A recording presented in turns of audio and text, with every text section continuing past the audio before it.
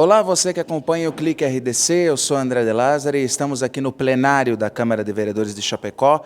Ao meu lado está o secretário adjunto da Saúde de Santa Catarina, Alexandre Lessina Fagundes, e nós vamos conversar com ele novamente, por dois motivos. Primeiro, pelo anúncio feito na manhã desta terça-feira de um aporte emergencial por parte do governo do estado no valor de 14 milhões de reais para o Hospital Regional do Oeste, para sanar de forma imediata as dívidas mais urgentes dentro desta grande crise pela qual passa o hospital. E, em segundo lugar, o segundo ponto novo é a audiência que vai acontecer a partir das 4 horas da tarde aqui na Câmara sobre a crise do HRO, buscando soluções mais ou menos imediatas e que possam ser aplicadas a curto, médio e longo prazo para que o hospital não passe novamente por uma situação como a que está passando agora. Secretário, muito obrigado por atender a reportagem do Clique RDC. A minha primeira pergunta seria se, entre os pontos da audiência, poderia ser proposto ao governo do estado um aumento do repasse mensal através da política hospitalar catarinense do governo ao HRO. Boa tarde, André. Boa tarde a todas as pessoas que nos acompanham pelo Clique RDC. É justamente por isso que nós estamos aqui em Chapecó, com o gabinete descentralizado, com toda a equipe técnica, somando esforços à equipe da Secretaria Municipal de Saúde para entender esse cenário desse déficit financeiro que o HRO aponta nesse momento, né? E para entender quais são as soluções para isso. Quando a gente fala na política hospitalar catarinense, ela já tem toda uma tratativa, ela tem toda uma parametrização de porte hospitalar e o teto financeiro de cada porte hospitalar. No caso do HRO, nós temos o hospital com o porte 6, com um teto para receber recursos de incentivo, na lógica da política, de até R$ 2 milhões. Então, essa ferramenta, essa estratégia, essa política hospitalar catarinense, ela não permite essa mudança. É uma estratégia que é pactuada em CIB e esse regramento está posto. O que a gente precisa entender agora é se esses números realmente, qual é a proporção deles, né, através dessa auditoria, e o governo do estado, sensível e entendendo a emergência da situação, o governador Carlos Moisés já anunciou ontem, né, no final da tarde de ontem, início da noite, um aporte de 14 milhões de reais, que nos próximos dias serão descentralizados para o hospital para atender de forma emergencial a situação. Com o andar da auditoria que nós estamos fazendo, que o Tribunal de Contas está à frente desse processo, nós vamos entender os números e os dados daqui a algumas semanas para trazer a solução de forma a médio e longo prazo definitivo para essa situação posta aqui em Chapecó.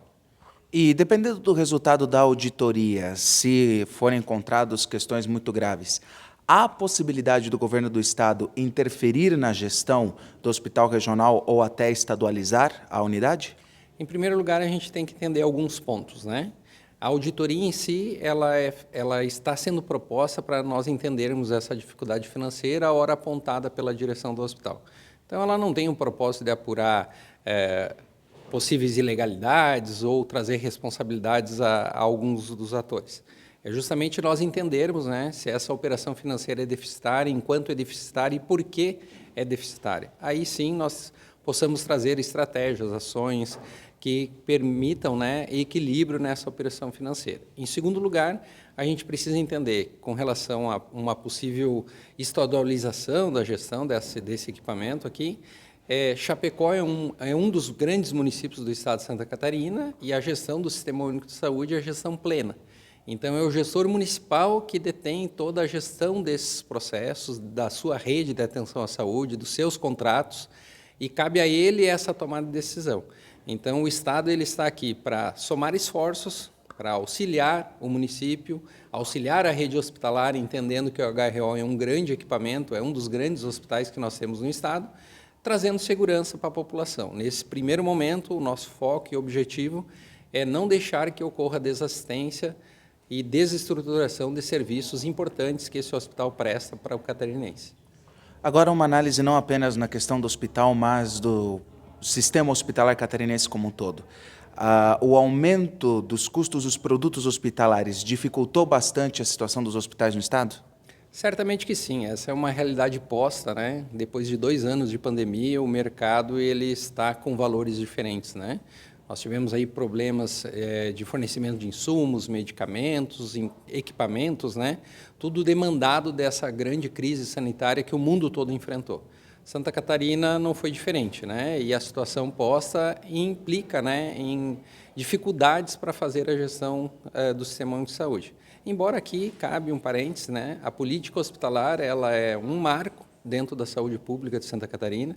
Esse governo trouxe a primeira versão final de 2019, implementou no início de 2020 e possibilitou que toda a rede hospitalar, na primeira edição, 117 hospitais, pudessem receber recursos, que foi o que manteve esses hospitais de porta aberta até a data de hoje. A segunda leitura, que está sendo contratualizada agora, nesse momento, mês de abril e maio, ele aporta o dobro do recurso da primeira versão, que eram 300 milhões, são mais de 600 milhões, e traz para dentro da política hospitalar mais de 50 hospitais que na primeira versão tinha ficado fora. Então, nós estamos falando de uma rede hospitalar de 173 hospitais.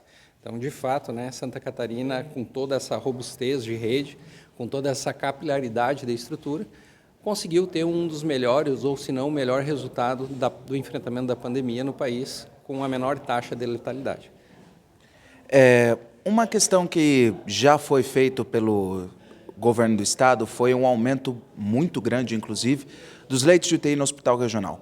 Mas ainda assim parece não ser o suficiente. No boletim que foi dado pelo hospital à imprensa hoje de manhã, há 5 pessoas que estão em ventilação mecânica e que o ideal seria, para qualquer tratamento com ventilação mecânica, que esta pessoa estivesse em um leito de UTI. E há 5 pessoas que não estão, que têm a ventilação apropriada, mas não estão em leitos de UTI.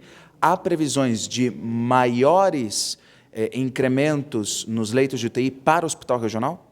Na verdade, não é só o hospital regional que enfrenta essa dificuldade, é toda a rede, né? Quando a gente fala de tratamento intensivo, terapia intensiva, nós estamos falando de um serviço altamente especializado, demandando de equipamentos especializados, de mão de obra especializada, e a habilitação desses leitos é feita pelo Ministério da Saúde. Não é a Secretaria de Estado e nem os municípios que habilitam esse serviço e tampouco custeiam eles. Quando o Ministério da Saúde habilita o serviço, ele proveu o custeio desse serviço especializado. Então, nós, de fato, estamos trabalhando frente ao Ministério da Saúde. O grande legado da pandemia foi para Santa Catarina um acréscimo de 230 leitos de UTI geral a mais do que nós tínhamos antes da pandemia. Nós solicitamos 430 e o Ministério da Saúde apenas habilitou 230. Então, estamos trabalhando nessa lógica. Aqui também cabe salientar que durante toda a pandemia, todo o custeio de leitos de UTI que não foram garantidos pelo Ministério da Saúde, o governo do estado também garantiu, com que fez que a gente mantivesse toda essa rede desses leitos importantes para fazer o enfrentamento. Então, estamos trabalhando nessa lógica, embora alguns conceitos técnicos, né, que as pessoas, a população como um todo não tem a necessidade de ter esse conhecimento, mas quem faz gestão, leitos de UTI, a gente está falando em réguas de 10 leitos. Menos de 10 leitos, ela não se sustenta essa estrutura de terapia intensiva.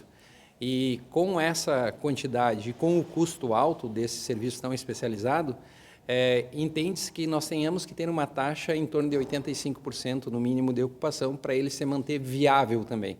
Então, quando você fala em terapia intensiva, a gente sempre está falando na última fronteira da vida, no último cuidado especializado dentro de unidades hospitalares e um cuidado bastante oneroso, né? Então, nós temos que ter muito cuidado com a gestão.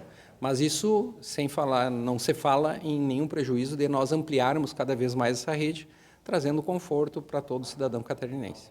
E a última pergunta é se o senhor tem, nos próximos dias que você vai ficar em Chapecó, outros compromissos além desta auditoria, além de todas as ações específicas para o Hospital Regional. Na verdade, a nossa presença aqui em Chapecó nessa semana, né, ela é uma presença física, formal do governo do Estado de Santa Catarina, através da sua Secretaria de Estado da Saúde, do gabinete do secretário, o secretário Aldo Neto, na pessoa do secretário adjunto, né, com toda uma equipe técnica da Secretaria, como eu falei antes, alguns objetivos práticos e operacionais, que é com relação à auditoria que está em andamento, em curso, né? Mas também fazer isso que nós estamos fazendo, né? Conversando com a sociedade, conversando com as pessoas, trazendo informação e transparência a todas essas ações, principalmente para tranquilizá-los, né? De que o serviço está garantido, o governo do Estado em nenhum momento pensou em permitir um cenário de desassistência, e é isso que nós estamos fazendo, é isso que nós estamos garantindo aqui no oeste de Santa Catarina. Secretário adjunto, muito obrigado por atender a nossa reportagem. André de Lázari, com as imagens de Nayan